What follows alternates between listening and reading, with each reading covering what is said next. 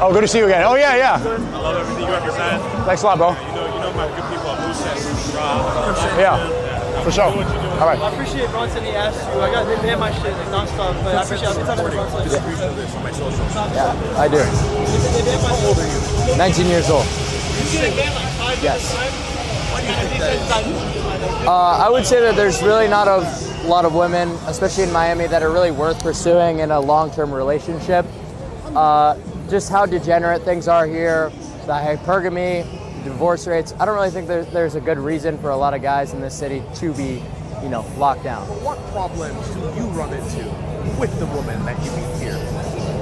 They're simply just too degenerate, right? So their pair bonding abilities go to shit the second they get one body, right? And that exacerbates further and further the more sexual partners they take on, right? So you're just unable to chemically pair with these women, making relationships almost impossible. So as you are now 19, Correct. you wouldn't mind getting serious with a girl and actually building a future with her? I wouldn't mind that at all, but the problem is, if you're a young guy and you're trying to pursue a career, that a lot of times can get away in the way of advancing you as a person. So it's kind of a double-edged sword. While I wouldn't mind the idea of it, I would mind how much time it takes up, how much, it's going to halt your progress in terms of career maxing, this, that, and the other thing. So that's kind of the only problem with it. So let's take a step back. Let's do it. Why do you think women can say they want the ambitious, successful, popular, famous guy, whereas when they get it, reality can kind of slap them in the face a little bit? When they get it? Yeah, when they get that ambitious man. Why do you think they say they want the ambitious guy, whereas when they get it, problems start to appear?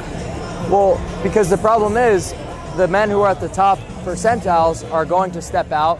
They're going to have multiple sexual partners a lot of the times, and women aren't going to like that. But that's just the way that society's set up, right? If women want to date so far above not only their looks level, but just percentile level, right? When we check out like the female delusion calculator, what percentage of men, we input all the metrics like the wealth, the height, this, that, and the other thing. So they're dating so far above their means, and when they finally get that man, he's not gonna stay, single and faithful to just her, because there's too many options, right? There's too many girls that he could pursue.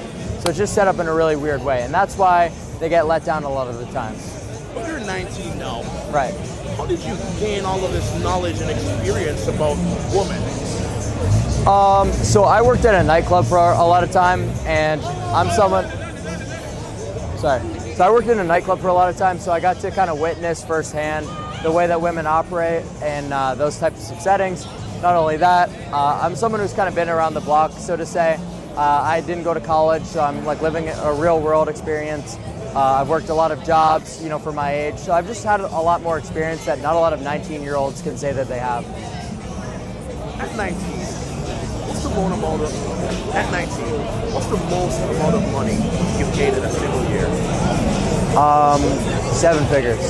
7 figures. Yeah. Over $1 million. Yes. What's it feel like to make more money than 99% of the U.S. in one sitting at this age? It's not really something I think about. I don't really think about the income too much. I just keep pushing myself to do better and better every day.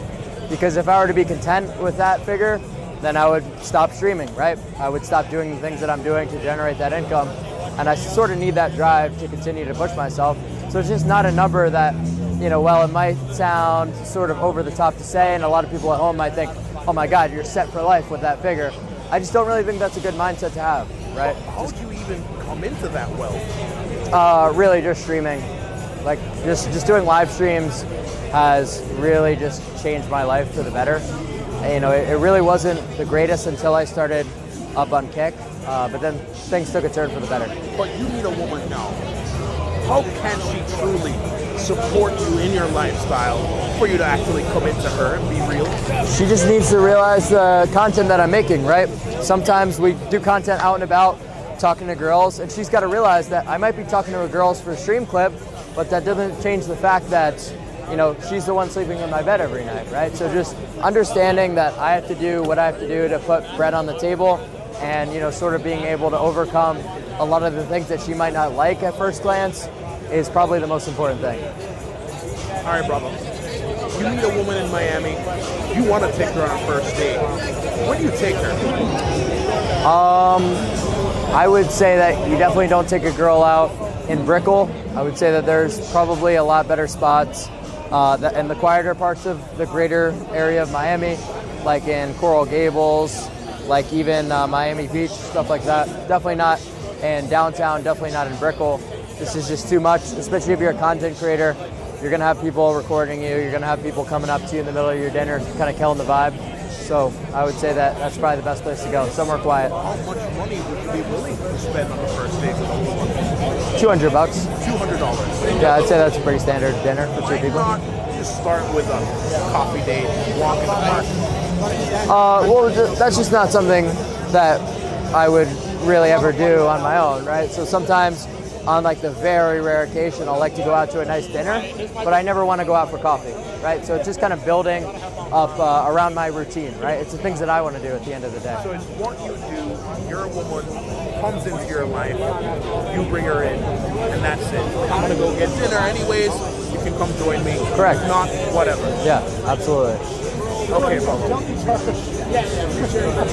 How did women treat you before the fame as opposed to now with the status, money, and everything?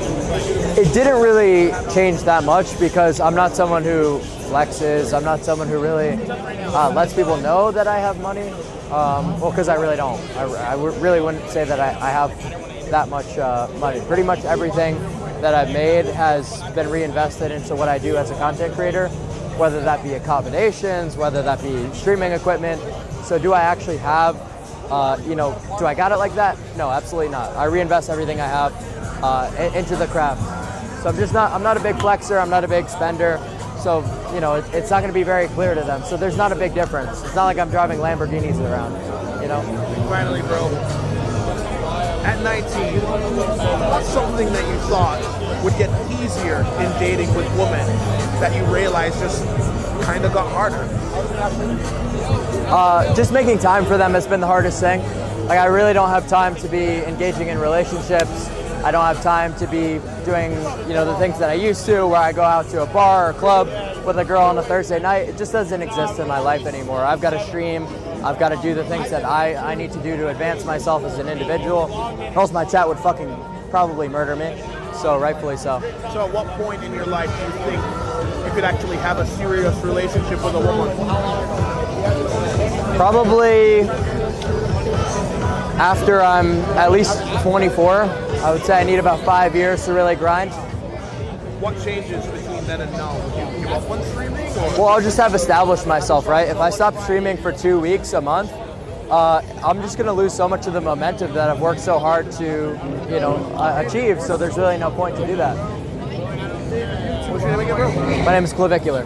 Clavicular. Yep. Nice to meet you too. Yeah, dude. Amazing interview. Yep. Let me get your number. We'll tap in. Sure. So how many streamers do you normally have?